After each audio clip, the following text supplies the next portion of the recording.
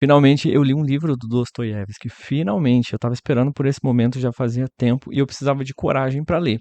Então eu comecei por Noites Brancas, que foi um livro que eu pesquisei, assim, querendo saber por onde começar, que eu sei que os livros do Dostoiévski não são, assim, tão tão tranquilos para você botar o seu primeiro pé, então você tem que escolher um livro ideal, né. E aí na lista lá estava começar por Noites Brancas ou Memórias do Subsolo, acho que foi isso, e tinha um outro lá e aí eu comecei por esse, Noites Brancas. Eu nem sabia que era tão fininho assim. Eu achei que fosse um pouquinho maior, que tivesse umas 200 páginas, mas esse aqui tem 90. Eu li em 2 dias, porque realmente eu não tenho tempo, mas para quem tem mais tempo, consegue ler isso aqui em 1 dia, tá. E aí depois que eu li, eu fiquei pensando muito sobre esse livro, me fez ter várias analogias sobre algumas coisas, e eu notei que esse livro aqui, já é um livro bem assim, o quê? 150 anos, mais ou menos, esse livro? Basicamente, porque foi escrito em 1948, aqui ó, 1948, então é mais ou menos isso. E o próprio Dostoiévski já, se ele tivesse vivo, ele teria 200 anos. E assim, o Dostoiévski, ele foi um dos maiores nomes da literatura russa, né, como que eu não li isso ainda? E ele foi um cara que trouxe, bastante vivência daquela época também, como eu falei, em alguns vídeos meus, eu até comentei que eu gosto de ler livros bem, bem antigos assim, até para saber como eram as coisas do passado, né, como as coisas funcionavam para os escritores, até a história que eles passavam. E eu notei que ele também ele trouxe muito do que ele viveu por conta de uma época, assim, meio que obscura, porque o cara foi até, condenado aí à pena de morte, né, mas calhou que cancelaram o rolê e botaram ele pra fazer alguns trabalhos lá na Sibéria, e aí ele foi fazer trabalho comunitário, eu acho que era mais ou menos isso, por ele simplesmente se envolver com política naquela época. Então ele foi preso, ficou um tempo preso, aí ele foi condenado à morte. Imagine as coisas, né, que passaram na cabeça dele. Aí como não aconteceu a pena de morte e ele foi lá fazer esses trabalhos na Sibéria, ele viu muitas coisas absurdas lá também. Talvez muitas coisas ali sobre solidão, né, foi o que eu notei aqui na leitura de Noites Brancas, talvez tenha alguma pitada dele, porque essa pesquisa que eu peguei, que eu fiz dele, né, às vezes me fazia, enquanto eu lia Noites Brancas, eu ficava imaginando ele e não o personagem. Muito louco, né? Mas eu também sei que ele escreveu Noites Brancas, é um romance, mas os outros não são bem assim. São livros um pouco mais pesados, né? Acredito, não sei se Noites Brancas é o único romance, mas é um dos poucos e talvez o mais destacado, porque, por exemplo, Crime e Castigo não é, pelo que eu entendi, não é um romance. Entre os outros livros dele são coisas mais pesadas, e eu acho que também deve ter a ver sobre a vivência dele, não sei, é uma percepção que eu tenho. Então, assim, é uma história bem, bem, bem antiga mesmo. Ainda hoje a gente para ficar refletindo e pensando bastante e aplicando sobre coisas da nossa vida também que a gente talvez tenha passado ou não. Então, eu super entendo por que as pessoas realmente gostam bastante e super indicam Dostoiévski, embora eu tenha só começado esse, e é esse aqui que foi a minha porta de entrada e foi uma experiência boa. Então, nesse vídeo eu vou trazer para você as minhas considerações, tudo que eu achei, um resumo básico de tudo e qual vai ser o próximo que eu vou ler. Mas antes, se inscreve no canal se não é inscrito, tá bom? Já vou pedir de antemão aí pra você fazer esse favorzinho pra mim, que não custa nada, dar um like aqui no vídeo e se inscrever se você não é inscrito. O canal aqui é muito voltado pro terror, eu gosto muito de terror, suspense, coisas policiais assim, mas às vezes eu dou um pulo assim num clássico, eu dou um pulo assim num romance. Então, quando eu tenho esse tipo de contato, eu faço questão de trazer aqui no canal para compartilhar com as outras pessoas, com você que talvez que goste de um clássico ou que você queira ali começar ou experimentar um outro tipo de gênero. Tô aqui para te indicar, tô aqui para ser sua cobaia, para ver se deu certo ou não. Voltando à história aqui de Noites Brancas. Gente, por que que eu falei que é um livro que faz a gente refletir sobre tantas coisas, né? É um livro super simples, é uma história super simples, tanto que eu li em alguns comentários no Scoob, que as pessoas falando assim: "Gente, é um livro que não tem nada demais, é só uma conversa". E aí algumas pessoas não gostaram por causa disso e outras pessoas super elogiaram, falaram: "Gente, é um livro super simples, que tem só uma conversinha, mas que faz a gente pensar muito". Fato, realmente é isso.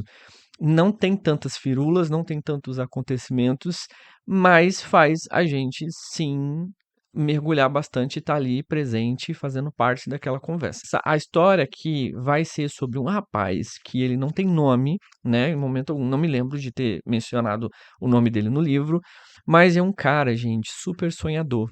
É um cara que vive assim, de uma forma, sempre desejando coisas que fossem do sonho dele, querendo coisas talvez inalcançáveis, coisas que estivessem bem além, né? E por outro lado também, ele é uma pessoa solitária, extremamente solitária.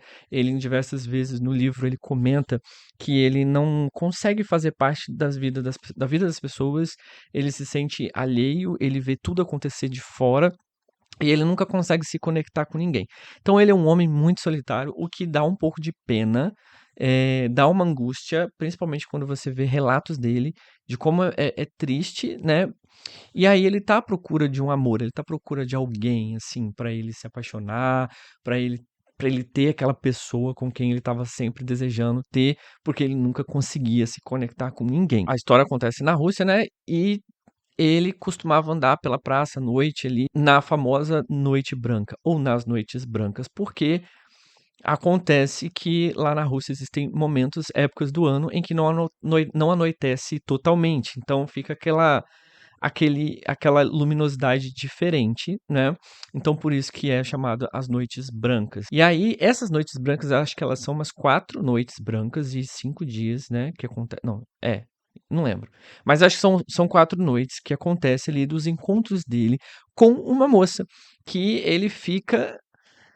Cada dia que ele conversa com ela, ele acaba se entregando mais. E ela é uma mulher, a Nastya, o nome dela, não sei se é esse nome que pronuncia, gente, mas pela leitura é Nastya que fala. É basicamente isso.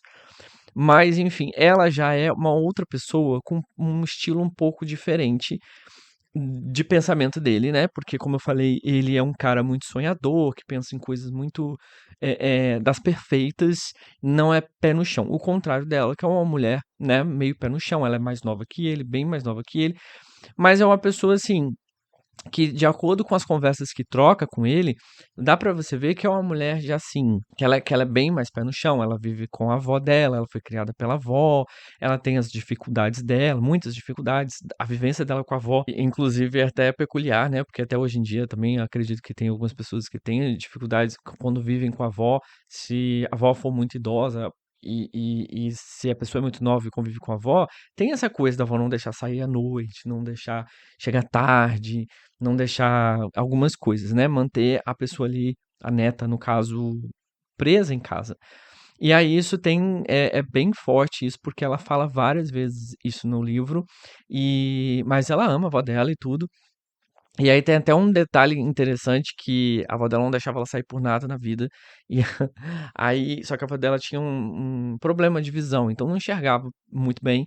E aí, pra ela não fugir, pra essa Náshika não fugir nem nada, não der um rolê, um perdido, a avó pega o vestido dela e meio que bota um alfinete junto com o vestido da Náshika pra saber que a Náshika tá ali, já que ela não enxerga. Pois bem, então, voltando ao caso do encontro dela com esse rapaz. Esse encontro ele vai durar nos 4 dias, como eu falei, né? Cada dia ali, um vai entregando um pouco da vida do outro, né? Vai trocando, tendo trocas de experiência, falando. Então ele, você olha para um lado muito melancólico, ele é melancólico, sonhador, ah, como eu queria, ah, não sei o quê, coisas assim. Já a Nástica, ela fala muito sobre o amor dela no meio que deixou ela, um homem, né, que apareceu na vida dela, que ela super sonhou em ter ele e calhou que o cara meteu o pé e deixou ela sozinha, uma mulher apaixonada sozinha. E aí, conversa vai, conversa vem, eles vão falando muito sobre a vida deles e dá pra ver nitidamente que esse rapaz que tá conversando com ela, que não tem nome, é um rapaz que tá mesmo apaixonado por ela, né? Ele começa a se apaixonar, fala, meu Deus, encontrei a pessoa dos meus sonhos. Sou uma pessoa sozinha, encontrei alguém aqui e é a pessoa ideal pra mim. Então, isso vai dia após dia, dá pra ver também que é um cara que fala muito mesmo, muito. Tem um momento ali da página, que eu não lembro qual foi, do livro, que são umas 3 páginas lendo só ele falando e a coitada só ouvindo. Então, tem isso também, gente.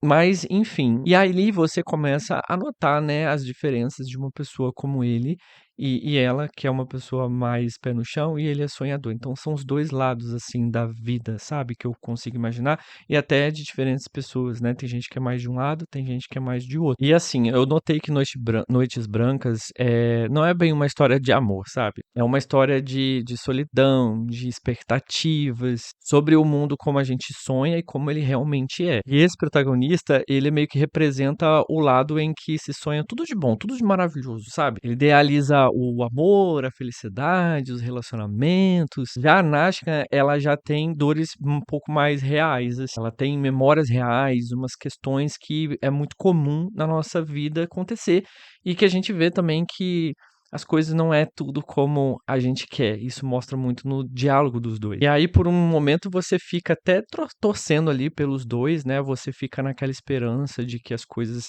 vão dar certo, que eles vão se encontrar. Ela é uma pessoa abandonada, ele é uma pessoa querendo alguém. E aí aquela coisa, né, aquela tampa da panela, aquela coisa que se encaixa perfeitamente, e aí você fica nessa expectativa. Mas enfim, como eu disse pra você, o livro não é sobre amor, o livro não é sobre um belo de um romance, assim como a gente lê em tantos livros, é mais puxado pra realidade. Não eu vou contar, assim, o desfecho todo da história, mas eu gostei bastante desse livro, foi uma experiência que eu gostei muito e com certeza vou procurar outros livros do Dostoiévski, quero fazer uma série de vídeos aqui de leituras dele, né? Então, Noites Brancas foi a primeira.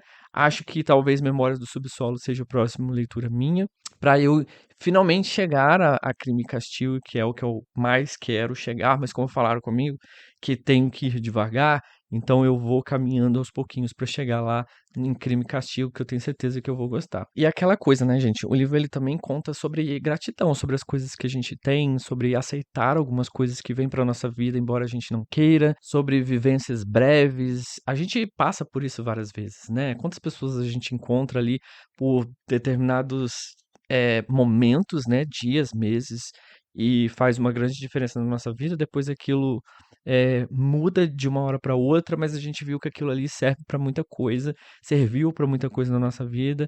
Então, eu acho que a mensagem do livro para mim é basicamente isso, sabe? E é isso. Eu espero que você tenha gostado. E eu peço para você dar o like também e comenta aqui embaixo se você já leu esse livro, se você se interessou e se você já leu algum livro do Dostoiévski, já me conta aí qual que eu devo ler, qual próximo eu devo ler. Será Memórias do Subsolo ou tem algum outro aí que você pode me indicar? Vou aguardar seu comentário, tá? Bom, vou ficando por aqui e a gente se vê no próximo vídeo. Fui!